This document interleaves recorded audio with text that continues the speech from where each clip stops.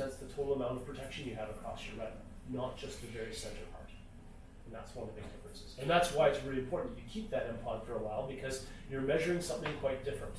And so if you've been measuring someone, you've had them on supplements for a few months and you want to see whether they're changing, keep measuring them on that device, because that will measure, hopefully, that difference. But we do tend to see non-responders on those other technologies, where people just didn't seem to respond. And guess what? What's happening is they're probably doing this. They're building up on the outside. They're putting on lots of macular pigment. You're just not measuring because you're not measuring the center. You measure them on our device, you go pick up that center, that other part, and you'll see it increase. So, sorry, that was an introduction, Mike. And Yeah. that makes sense. So if somebody had a low score on the NPOD and you tell them they should take MacuHealth, and they do, and they come back and say, well, the score didn't change. Yeah. It's just because we're only scoring that one part. The other question mark that is unanswered for now is who do we run this on, right? And so right now it's higher risk patients for macular degeneration, because that test is mean that we have. Yeah. It takes a lot of time, right? Patients get frustrated, it steals their joy. And so it's tough. It's meant for research, right? It's meant to create those kinds of plots. It's really good at that. And so this, for those of you who've done MPOD as on both sides of the chair, right? Bajillion times better as an experience, right? And so what I don't know is how much time do we spend on this as part of all of our workouts, right? So we're gonna save time by not doing the 5 or 6 minute MPOD, right? Does that mean we get to do 5 or 6 more people? Maybe, maybe not, right? So do we go down to 5-year-olds? Maybe, maybe not. What's our target demographic? Who are we looking at? What are we talking about, right? And we may have some folks who we kick back out of the room and say, hey, go do that MPOD, even though we don't usually do it on 15-year-olds or something, right? But he plays baseball. He needs to be able to see like a certain, like this helps with other things other than macular degeneration, like contrast sensitivity. So, so there's other reasons why having a high score is important, not just old people getting macular degeneration. So we'll work through that. We'll figure that out. We'll be adaptable. We'll change. And that's okay. What else? Any other questions?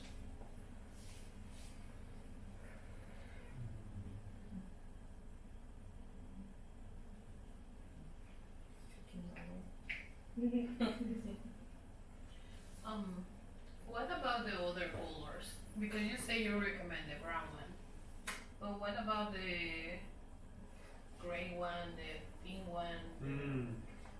What happened? Yeah, that's a good question. So, gray is going to give you a flat transmission. So it's gray because it's making all the colors dark equally, and that's why it's gray. And it's a perfectly good solution. It's a great solution, and it's probably the sort of the standard pair of sunglasses is gray because it makes it easier to see in bright light conditions. It's the best choice. Brown is sort of like a specialty version of that in the sense that it means you can usually see a little bit still even when it's a little bit overcast and gray. And it, in some cases, depending on the type of glasses, it even reduces more of the blue light than the gray one does. It depends on how they're made. So different companies do it in different ways. Some of the other ones are really more about a fashion point, and that's where it gets tricky. I always say if it's anything kind of brown and longer, it's okay. So if it's brown, orange, yellow, amber, rose, any of those colors, they're that color because there's not much blue in them. So that's an okay, that's fine decision. If you're getting into the blue colors, then you're kind of going, wait a second, is that a good idea?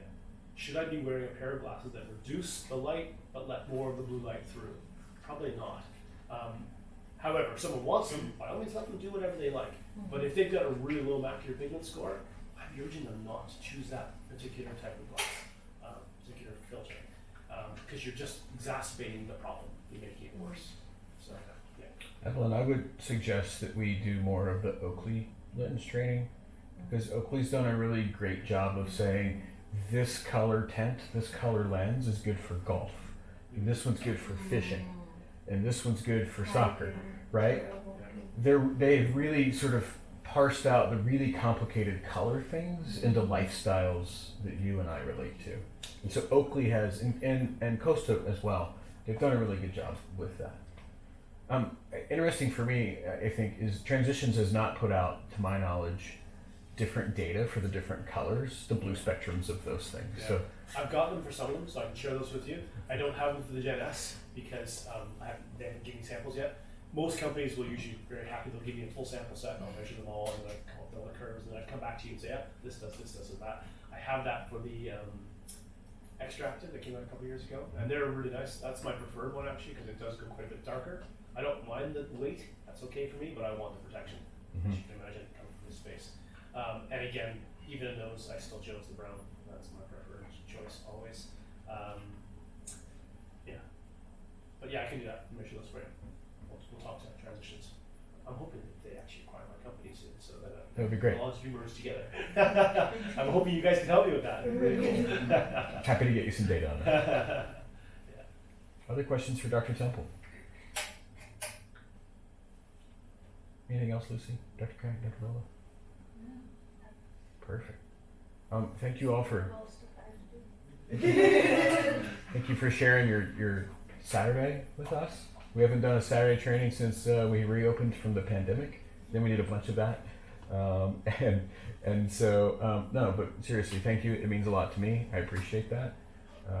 I think everyone learned something today, right? I hope the tech team learned tech things, and I hope optical team learned optical things, right? You guys have different biases in your approach to this, and so good. I look forward to that changing your conversations, and I look forward to our job is on the tech side being a lot easier, right?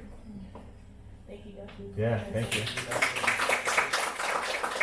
really nice to come and see all these shining fish on Saturday morning. I traveled a long way to be here, so I really appreciate all of your enthusiasm and energy. So thank you. Yeah, thanks guys. Go clock out. Enjoy the rest of your Saturday.